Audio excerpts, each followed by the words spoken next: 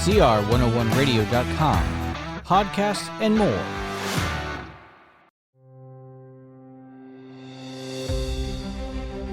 The Chalcedon Foundation presents Philosophy of Freud, Part 1 of R.J. Rushdoony's lecture series, Philosophy of Freud. When we face the modern world, we find that things are often topsy-turvy in terms of any common sense. That men, instead of working to establish law and order, very often seem to be engaged in working to destroy law and order. For example, a practicing attorney has written, and I quote, "The most encouraging note about the new Kinsey report is its indication that more and more women are beginning to commit more and more sex crimes," end of quote.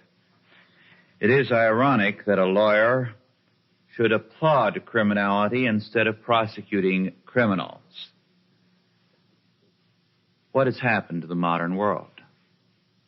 Who is responsible for it? Who are the architects of the modern mind? The three great shapers of the modern mind are Marx, Darwin, and Freud.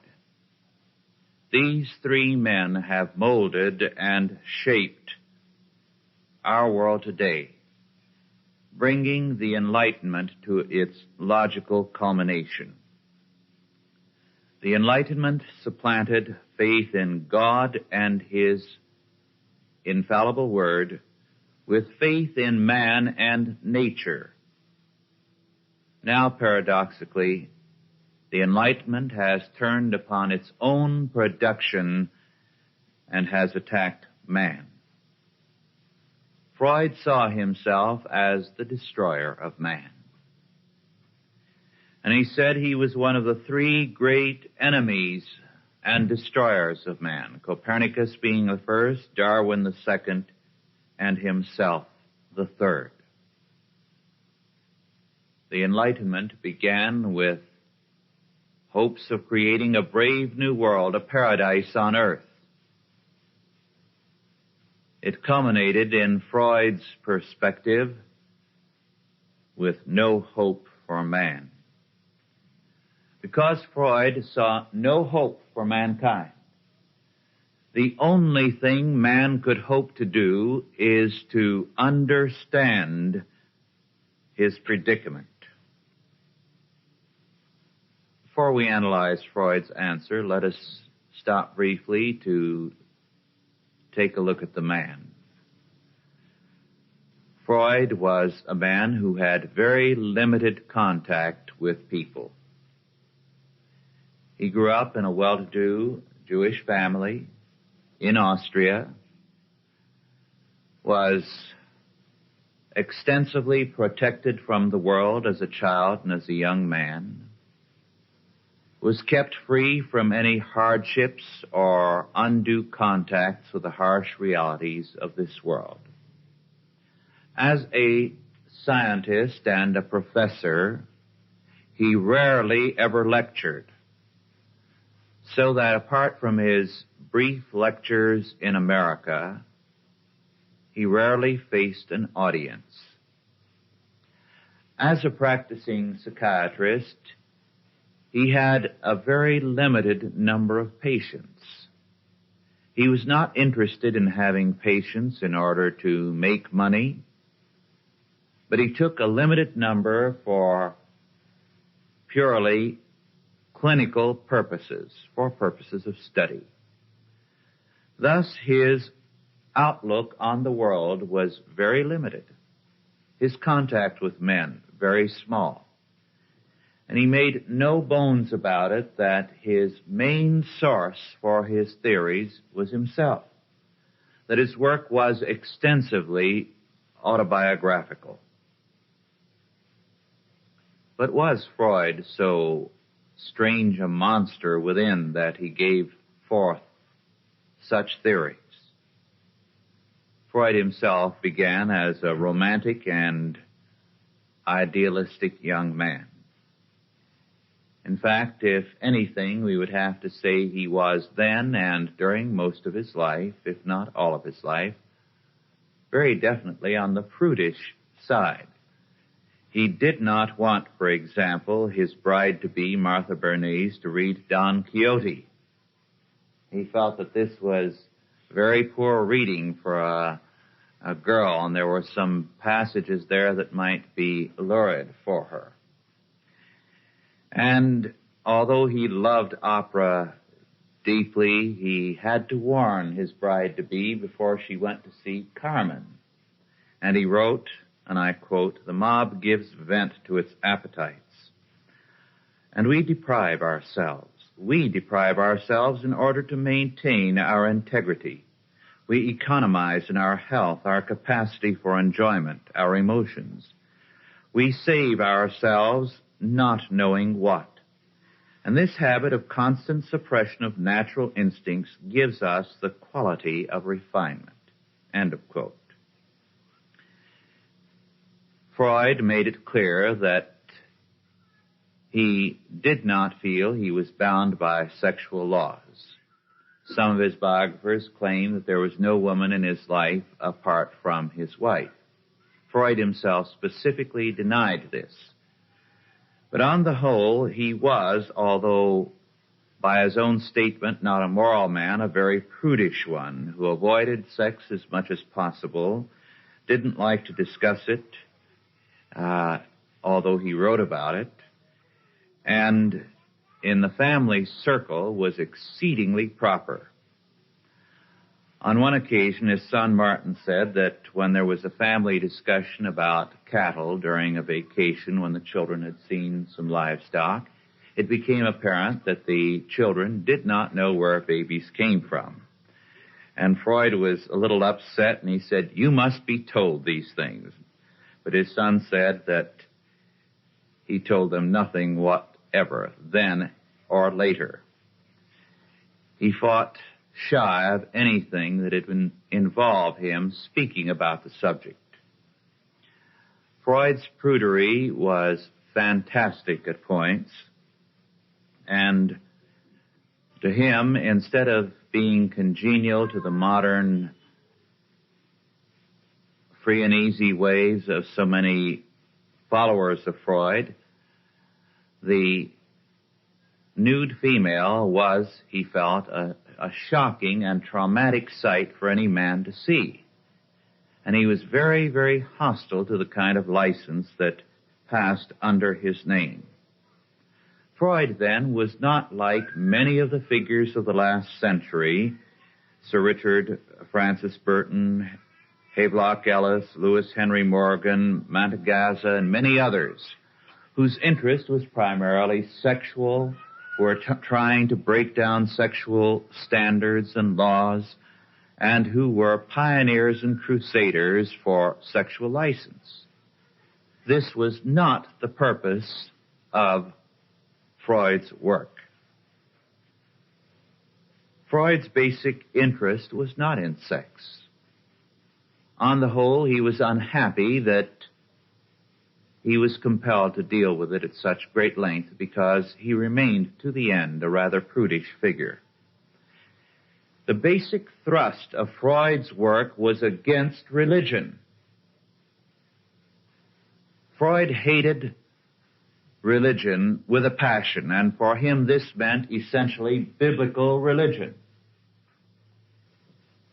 The Old and New Testaments to him were the representative of everything that he felt had to be eliminated.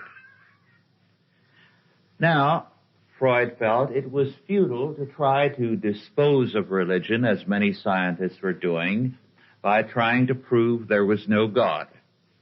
Because he said you can write volumes upon volumes proving to these people there is no God, but they will still go to church because they have the problem of guilt. And as long as man is guilty and all men feel guilty, they're going to look for a Savior. And so he said, there is no possibility of replacing Christianity and biblical faith as long as men are guilt-ridden.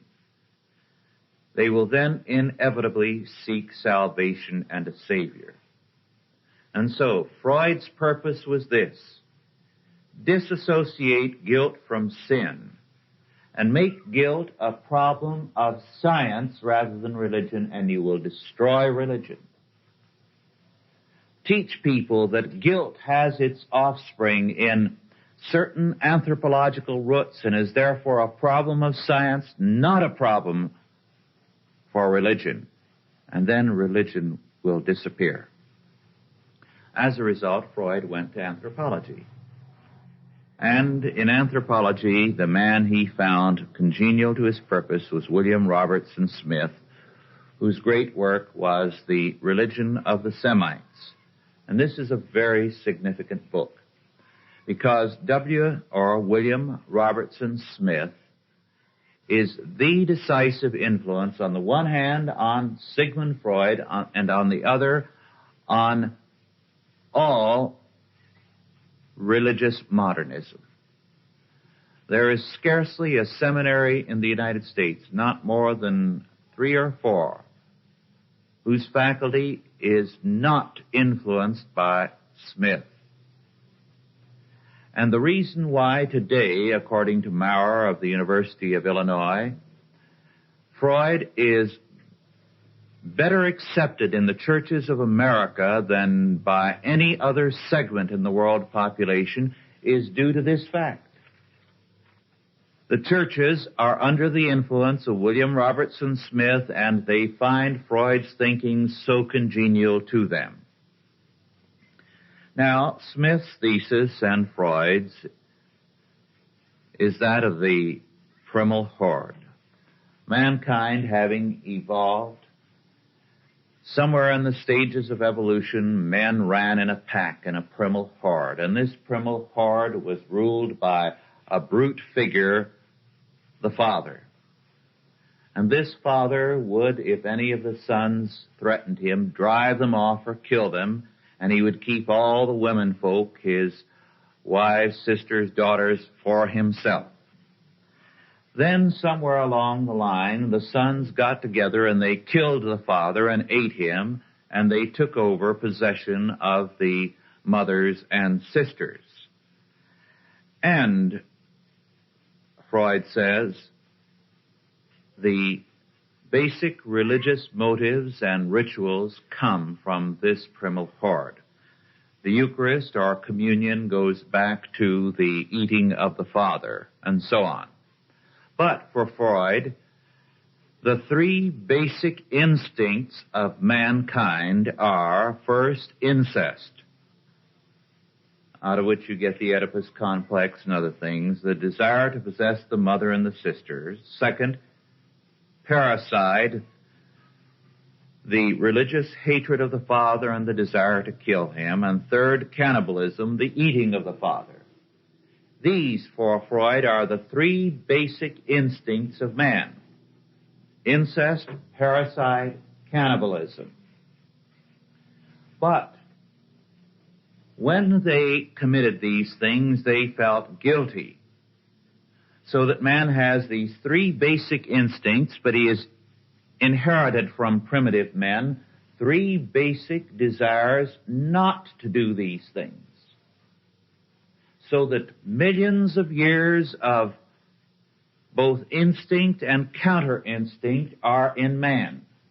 The instinct to commit these 3 crimes and the prohibition from the primordial fathers not to do them. The one is the will to life, to commit incest, parricide, cannibalism, and the other, the will to death. If you commit incest, parricide, cannibalism, you're dead.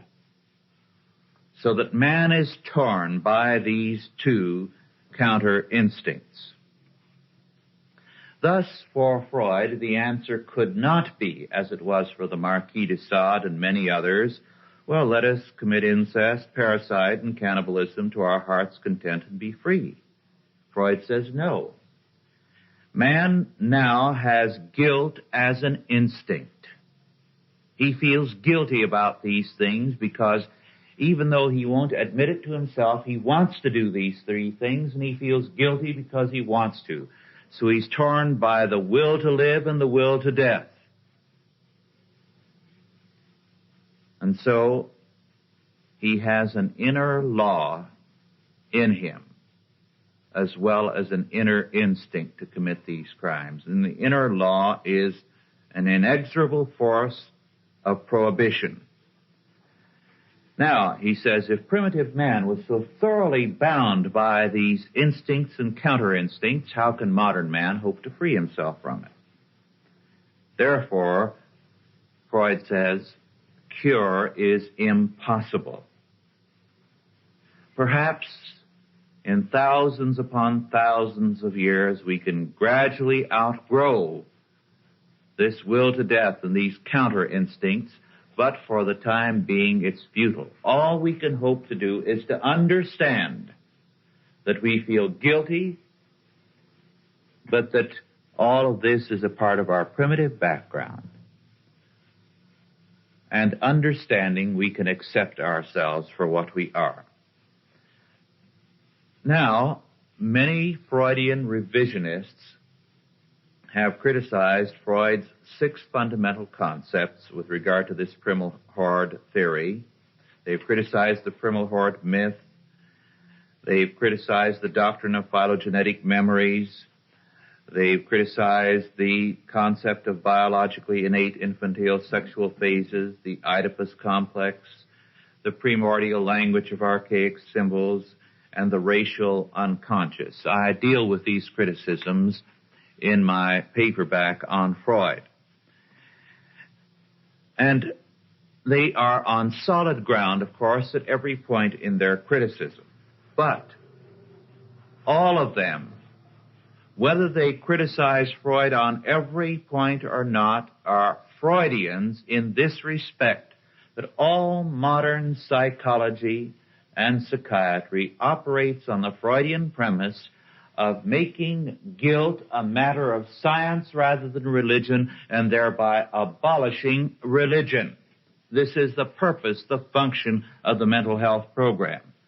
This is the function of modern religious counseling and mental health clinics, whereby these modernist churches themselves work to destroy religion and supplant it with this Freudian program, science in the place of religion. Freud, however, stuck to his guns regarding every last point of his system, regarding his anthropology and the primal horde theory. And he did this because he was a far more consistent evolutionist than all of his critics. And he knew that evolution does require an act of faith somewhere. And so he followed Lamarck and accepted the doctrine of acquired characteristics. And Freud believed that man's abilities, man's nature, is either supernaturally created or it is acquired by evolutionary processes. In other words, it's either acquired or it's made by God. Freud recognized the dilemma of all evolutionary thinking. He realized that evolutionists are illogical.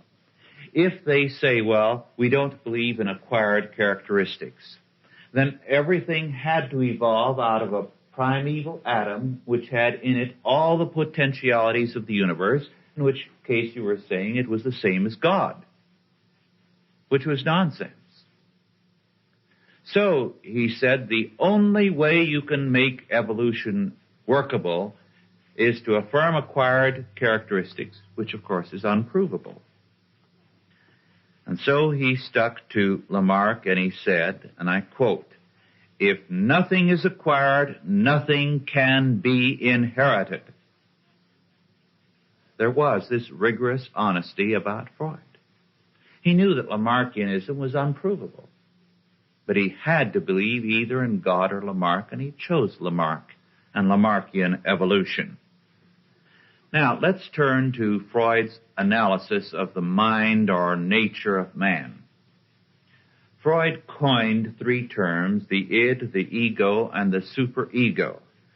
These are strange terms and unfamiliar to many people, but they're not as arbitrary as they seem. When we look at them and analyze them and then reclassify them in language familiar to us as Christians, they become much more understandable. First, the id, ID.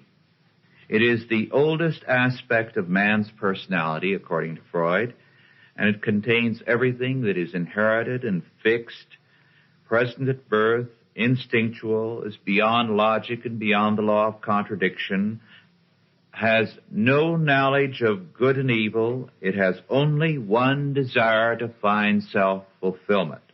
The pleasure principle governs the id, and the id has one desire only, to get its way. It is unconscious and unorganized energy and drive in the person. Translated into Christian terminology, we could say this is the first Adam, or the old man, the original sin in man. Then the ego. The ego is the organized aspect of the id. It is governed by the reality principle. And the ego says yes to the id, you want what you want. But remember, we're living in a real world. And if you go and grab that thing, you're liable to be tossed into jail or killed in the process. So the ego, which is a more conscious and organized aspect of man's nature, is governed by reality, while the id is governed by the pleasure principle. Now, the ego is close to being what we would call the mind of man. The superego is the repressing force. And the superego is the accumulation of education and training that we have received in home and school that tells us what we should and should not do, so that the superego resembles the conscience. Now, Freud said, of course, you can eliminate all this nonsense that the conscience has picked up through church and home and school. But you still have the id and the ego, and you have all these counter instincts with regard to incest, parricide, and cannibalism, so that you are still a bundle of tensions, instincts and counter instincts. And no education or training can do away with something that is instinctual and millions of years old. So Freud said, it is impossible to change man through psychoanalysis or through mental health programs. Cure is not possible, only understanding. Thus, Freud held out no hope for man.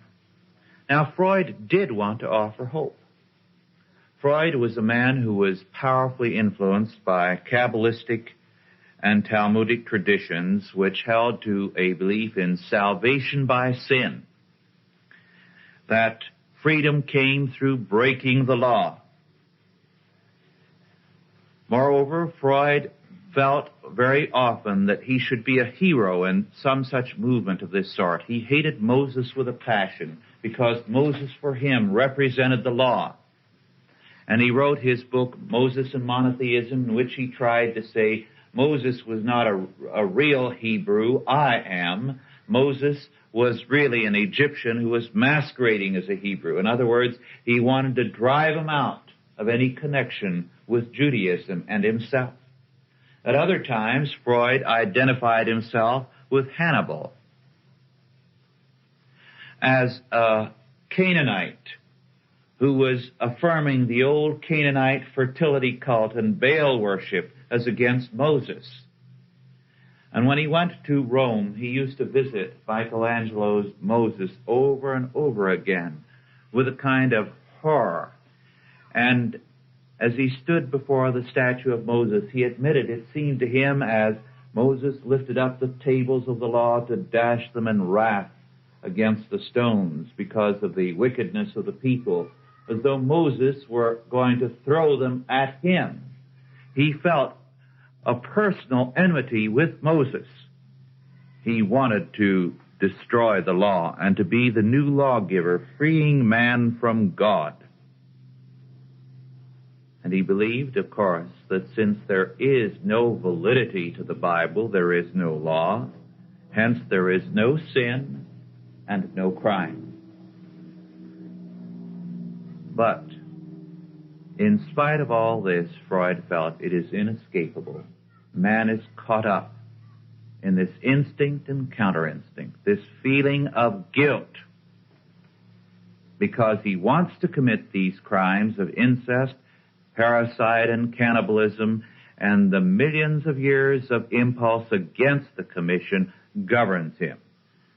So, because there is no law, these instincts cannot be considered crime or sin, only mental sickness.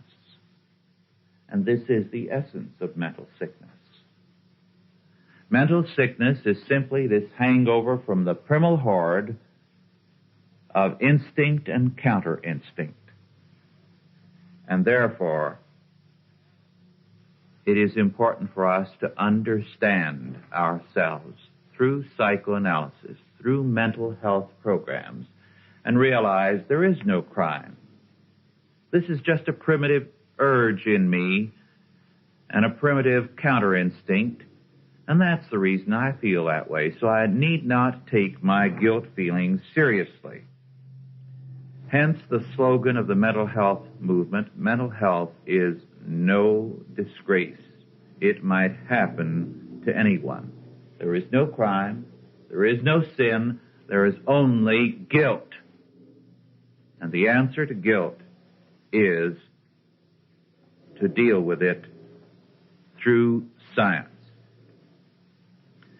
Now, significantly, Freud lived up to this in a letter which I quote, which he wrote on April 9, 1935, to a woman whose son was a homosexual, the mother having written to him asking if he could cure her son. Freud rebuked the mother for her horror and shame, and he wrote, and I quote, "Homosexuality is assuredly no advantage, but it is nothing to be ashamed of, no vice, no degradation. It cannot be classified as an illness. We consider it to be a variation of the sexual function produced by a certain arrest of sexual development." And he goes on to state that many great people were homosexuals, and he adds, "It is a great injustice to persecute homosexuality as a crime, and a cruelty too." And then added, as for curing her son, "To abolish homosexuality and make normal heterosexuality take its place, in a general way we cannot promise to achieve it. What analysis can do for your son runs in a different line.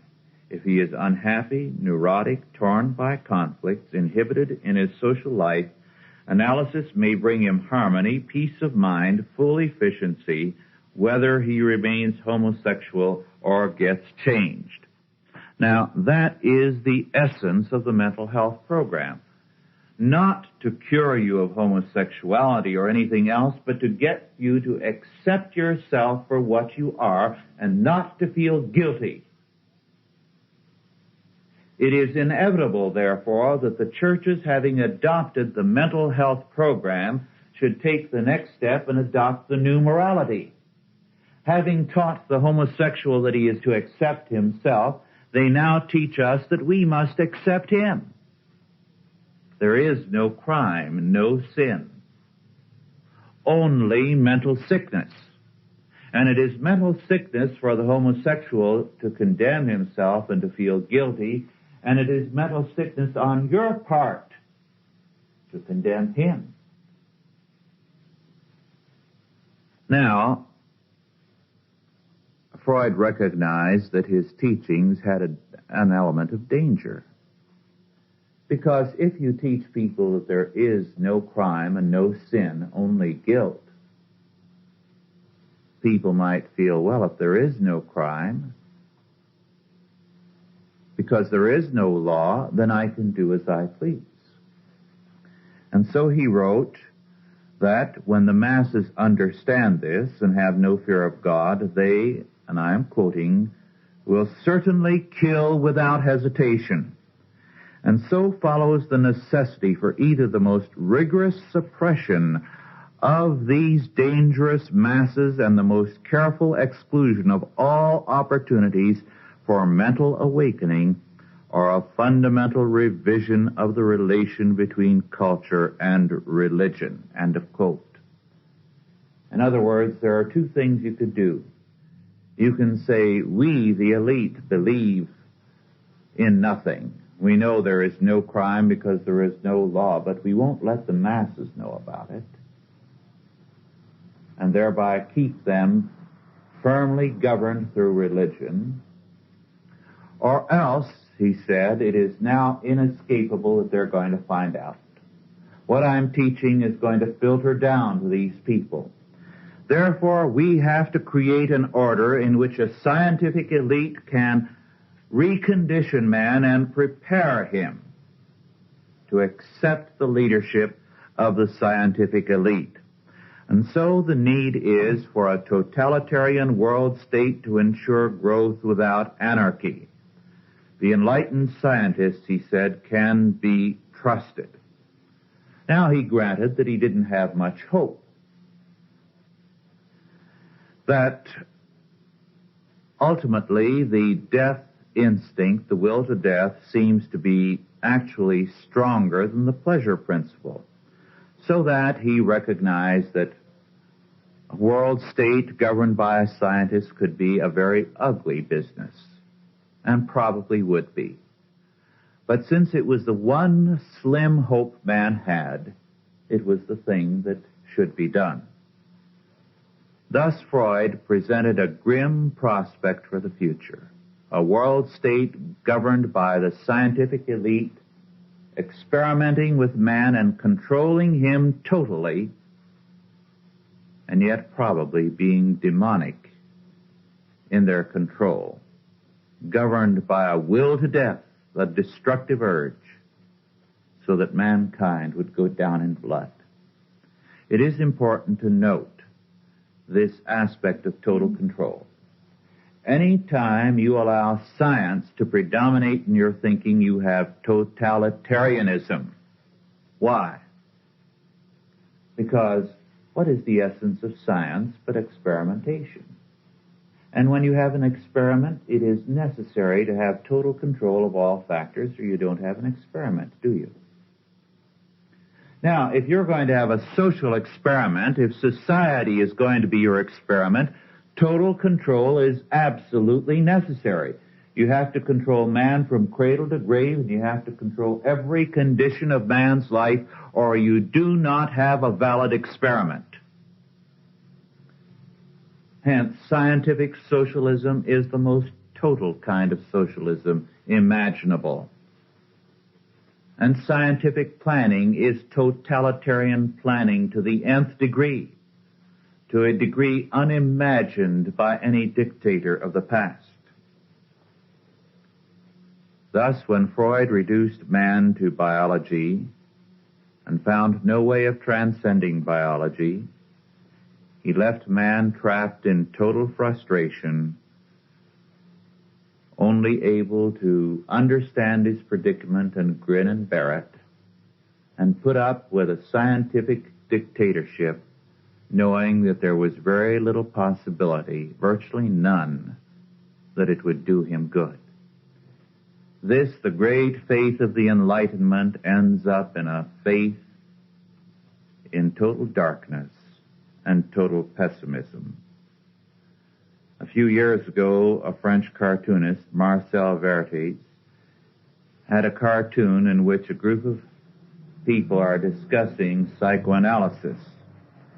And one woman remarks, "You mean to tell me that if Van Gogh had been psychoanalyzed, he would not have cut off his ear?" And the answer is, of course he would have, but he would have known why he did it. This is the best hope that Freudianism offers. Guilt, instead of being relieved, is now made total. And man must simply grin and bear it. He lives with total guilt. But he has no crime, and therefore he can make no atonement for his guilt. He is perpetually trapped in guilt. A Los Angeles psychiatric secretary left her position a few years ago because she found it impossible to work with a psychiatrist. She said, I could not win. If I was late for work, I was hostile. If I was early, I had an anxiety complex. And if I was on time, I was compulsive. This is a philosophy without hope. You are guilty no matter what you do, and there is never any possibility of escaping from guilt because there is no crime, just guilt. And where there is no law and no crime, there is no possibility of atonement, no possibility of salvation from guilt. Only perpetual guilt. Now, naturally, there have been revisionists who tried to eliminate this bleakness of Freud's perspective.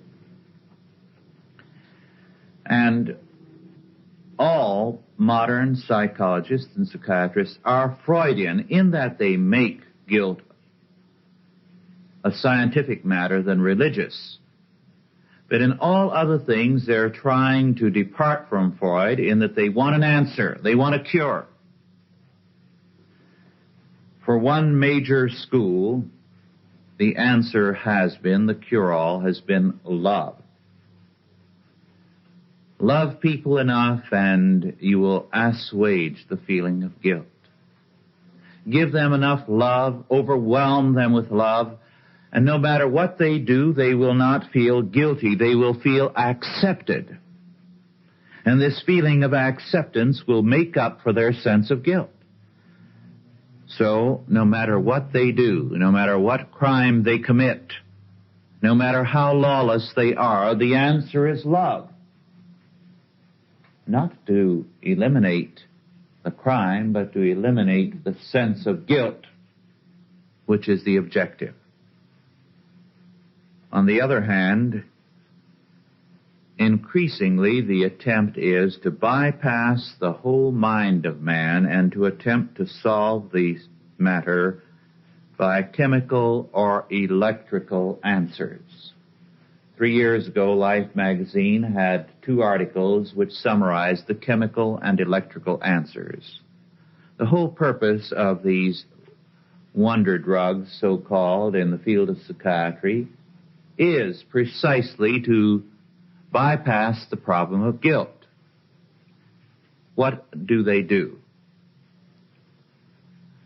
To cite a specific case, a man who was a milkman and delivered more than milk on his route found himself increasingly in a bind because he was involved with more women than he could handle, and there were more husbands than he could begin to count who were beginning to be suspicious, and he was afraid both of the women and their nagging and of the husbands and possibly being shot to death some day. And naturally, he was beginning to have certain mental problems.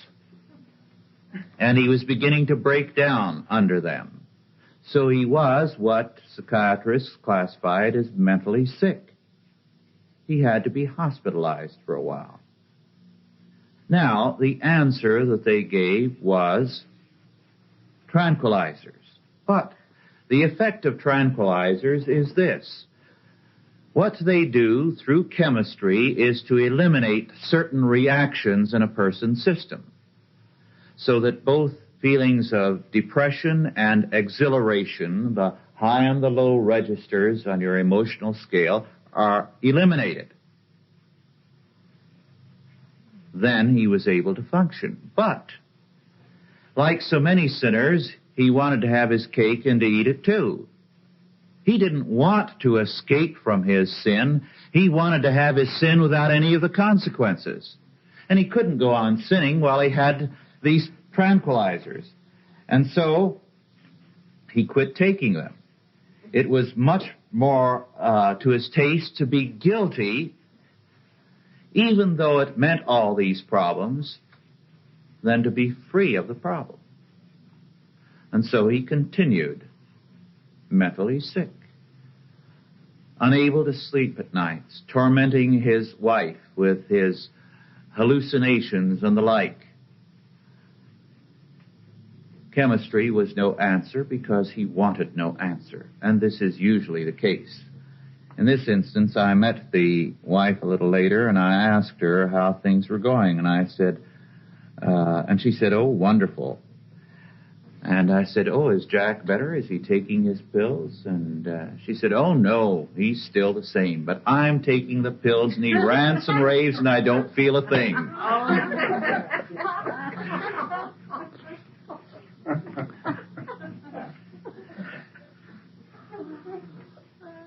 Chemistry is a pseudo-answer to the problem.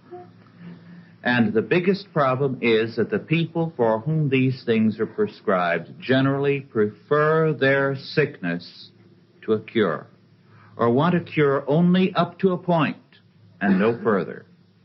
It is a moral problem. They have not broken with that which is the cause of their condition. The other answer is electrical. And there are actually plans whereby babies can be controlled electrically from birth with a thermostat placed under the skull and electrical impulses used to guide them. This has been done with animals, chimpanzees, and even bulls. A case of a bull was reported recently, and some people, according to Life magazine, in mental institutions. And this dream of mechanical, electrical control is increasingly popular. Total outer control by experts to obviate total inner control by ancient biological forces. This is their program. Thus, the mental health program has these three facets. The love answer, supplying the lack through love and material means. Second, the chemical, and third, the electrical. What the mental health program thus calls for is the total reconditioning of man by experts in order to free him from guilt and to make him useful to society. The scientists thus are deliberately attempting to play the role of God.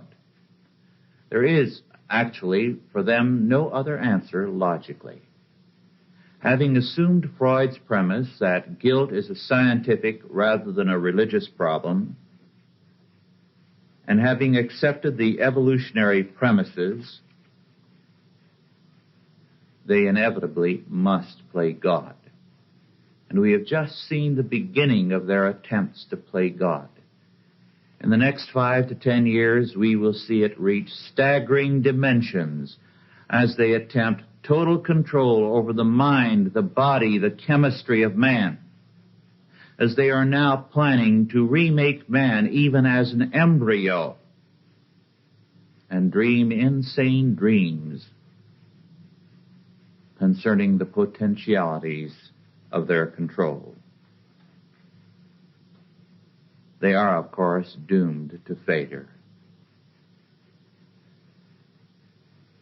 because they are working against God, and it is against God that they primarily offend rather than man. But we need to face this issue squarely, and conservatives need everywhere to be aware of this.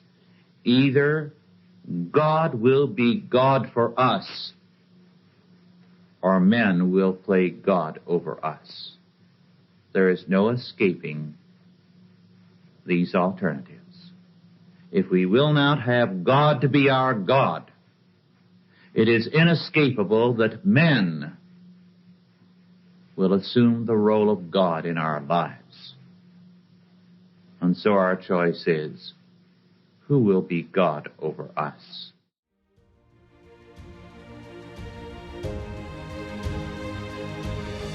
This has been a Chalcedon Foundation production, produced by Grace Community School and Nicene Covenant Church.